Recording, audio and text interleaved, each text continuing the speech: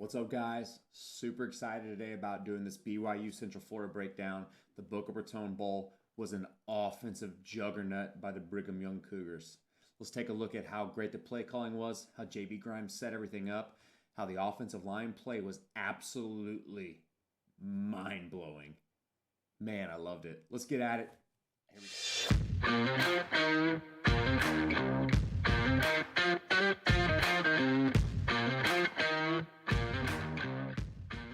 Man, I am so excited to sit there and look at this BYU game. Man, the Roof Claim Bowl was unbelievable for BYU and their offense, and the offensive line in particular was just absolutely spectacular.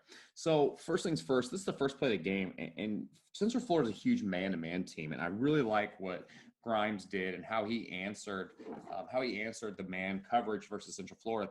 So the first play is a real simple concept. Okay, he's just going to run six-man protection. He's going to chip with the tight end, and he's going to run a flood concept.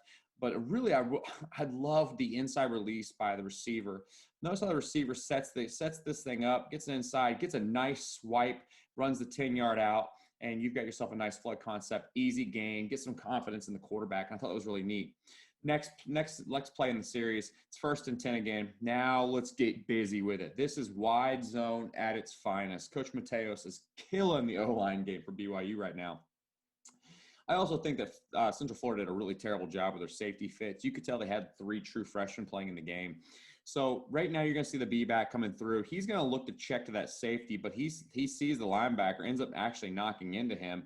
But you can see the combos and the concepts. You're going to have the tackle guard working that defensive end to the front side backer.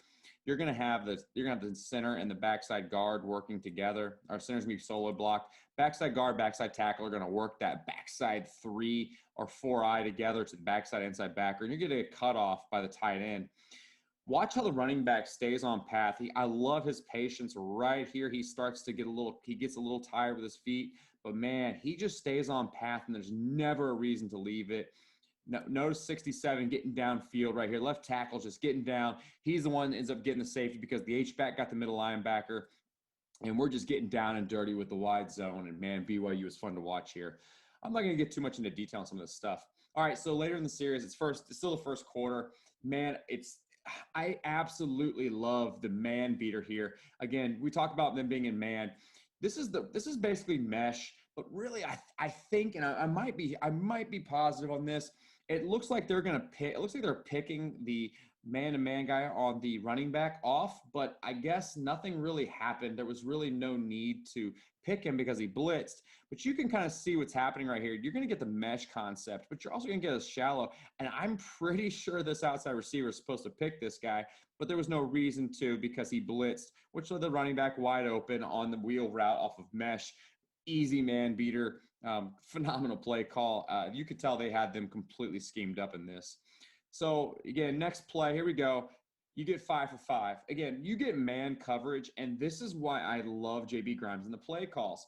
You're going to get man coverage here, and against man coverage, what you're going to get is he's going to swing the running back out of the backfield, which is going to leave 5 for 5 because you've got 1, 2, 3, and this linebacker has to take this running back 1-to-1. All you have right now is 5 for 5. 5 O linemen, 4 D linemen, and a linebacker. Watch it. 1, 2, 3. Now, you can tell what he's looking at right here. He's just reading this. This is kind of like what Soraka does at Penn State. He's reading this kid right here. If this kid bails out, he's going to run the draw. If this kid sits in the window, he's going to throw this route right here for 4 because you're going to have 3 for 4. It's an easy completion if this guy doesn't run out to the flat. It's an easy run if he does. 5 for 5, man, love it. Zach Wilson does a great job. He's a ball player. He is the leader of the BYU offense, and it's fun to watch. Okay, here we go. Wide zone life. Wide zone has been opening up. As you can see, this is a second drive. When the answer to wide zone, when they're pursuing you on the backside, run the boot. This is a great boot concept that they run here. You can tell he's looking to get the crosser. Watch what he does. He sets his eyes on the crosser, and he knows the crosser's not there, so he just continues down, and they run a deep comeback with the number 1 receiver. And, man, that is a shot. That kid, Zach Wilson has a cannon. Sometimes I question his reading and his ball placement, but for his arm, he is not lacking. Absolutely love this ball. Love the comeback route. Love how he throws this thing high and outside where only his guy can get it. Okay. 12-yard gain. Easy money. Okay. So again, now same drive. This is the play. Everyone talks about the double, the running, the reverse, the back to quarterback. But really, there's two things I think made this play. Number one, watch the tight end.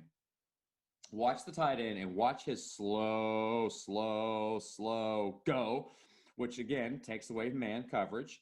The next thing is watch the center pull and seal the backside edge. This is what makes this play happen.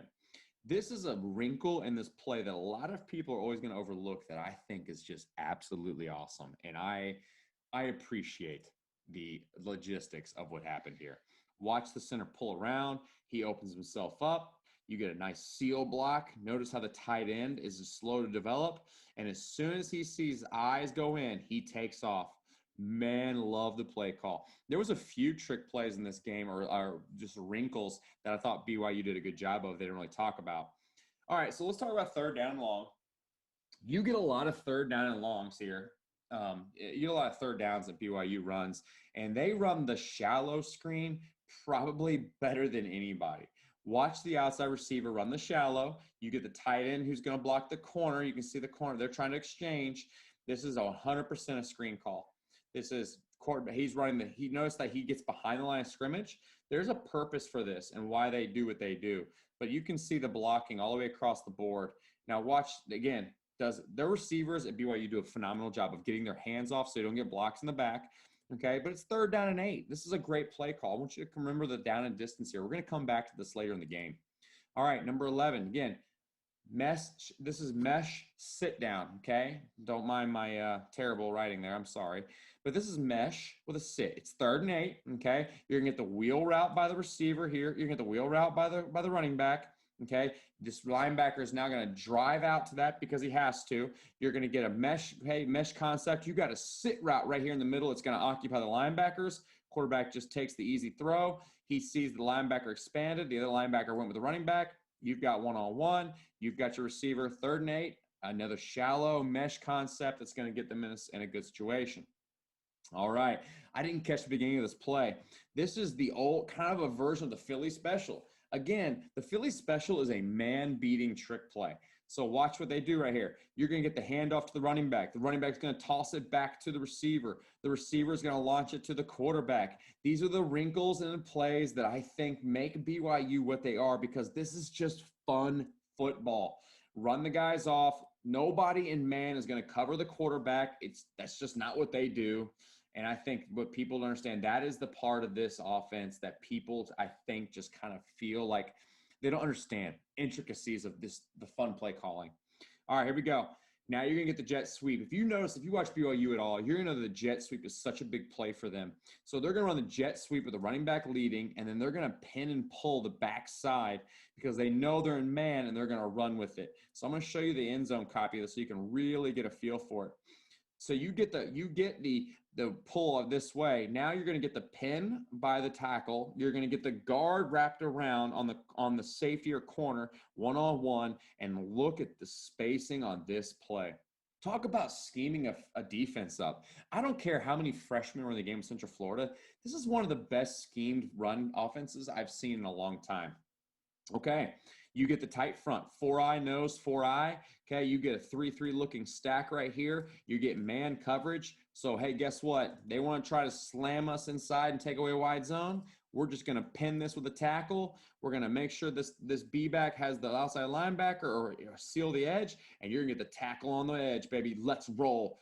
Again, you get your big daddies with the kick out right here with the tackle, and you get vertical right now. Man, I love watching it. Again, I'm not going to break down this for certain plays, but I just love the play calling. Okay, this is something a lot of people don't understand about this play. This is one of those plays where, they got into the game. It's 3rd and 15. They run looks like a sweep route by the number 3 receiver, which is the running back, and it's a huge deal because they felt like nobody was covering it. Really, what you don't see previous is this quarterback had a running back on this side. He sees the overload blitz to one side, and he knows that he can't cover it. So he sends the running back to this side and then throws into the blitz. This was a protection call by the quarterback that made this play successful. I absolutely love how Wilson does this and helps the O-line. The reason this play is so open is because they overloaded this side. You get the nice concept right here. You get a snag concept. You get a corner route. This is the old spot. Sit it down, flat, corner route. And I just love it. I love how Wilson does this. I love how he sets himself up for success. Okay, here we go. Now we're going to get into this is the play that nobody really wanted to talk about. This is just bad football by Central Florida, but really I love it. You're going to get the jet sweep with a tight end wing to the boundary. Okay, you're going to get a jet sweep by the number 2 receiver, which should cause a rotation. It should cause a rotation by the defense. The problem is you can tell they have some freshmen in here. There is absolutely no rotation. You have a safety here and a safety here. You're going to get this. You're going to get the jet sweep here, which is going to hold the corner. Now you got the outside release by the tight end, okay, by the wing, and that's going to hold the corner. The tight end is going to get down the seam. The safety should have rolled over here and taken this, but you can see right now there's 2 safeties in the middle of the field, and there's a seam right down this Coke bottle right here. Again, bad football. They don't even rotate to the motion. I just feel like as a Division I program who crown themselves a national champion, you should be better than this. All right. Now, this is one of those plays. Everyone talked about the catch, which let me tell you, phenomenal. But let me explain to you the boot throwback, and let me explain to you the play call here. The play call here is phenomenal. This is boot action. You're going to pull everything here. Again, it's man. You're going to pull everything from here, and you're going to expect this. They're going to expect this linebacker to cover him one-on-one. It's a great job seeing this by number 11, but really I want to show you the boot concept off of it. He sets the boot up. They get a protection call. Quarterback steps into it, and he lets this thing rip. Okay, let's just call this a thing of beauty. Perfectly parallel with the ground. Oh, God, what a catch, man. That's so phenomenal. I love it. Okay, so here we go. Let's talk about like Wilson and how, as good as he was, I think a lot of people overlook the fact that he has bad ball placement and bad choices.